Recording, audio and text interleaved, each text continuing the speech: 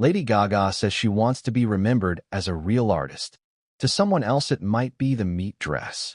The pop star also opened up about why she can't classify the sound of Mayhem in an interview on Apple Music One with Zane Lowe.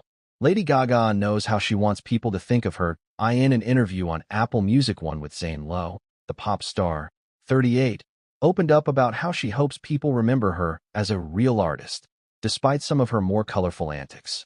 Something I want my fans to know now, which is why I said I love being Lady Gaga, is I actually returned back to my artistry recently in a huge way of making this album, Gaga told the radio host, 51. I put so much of myself as a musician, as a producer, as a songwriter into everything. She continued, and that is who Lady Gaga is to me.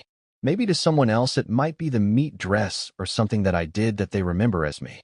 But for me, I always want to be remembered for being a real artist and someone that cares so much about a life of art. Elsewhere in the conversation, Gaga revealed why she can't classify the sound of her forthcoming album Mayhem. Art pop was a vibe. Joanne was a sound. Chromatica had a sound. All different. The Fame monster was more chaotic. The Fame was theatrical pop. Born This Way, to me, had more of a metal electro New York vibe to it.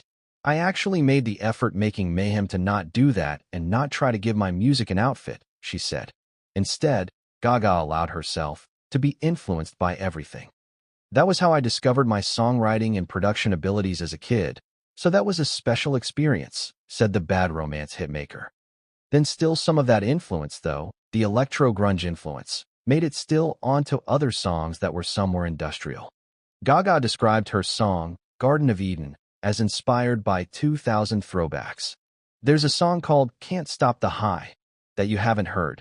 That's on the version of the album that's on my website only, and that is a pure electro-grunge record that goes even harder than Perfect Celebrity does, she added.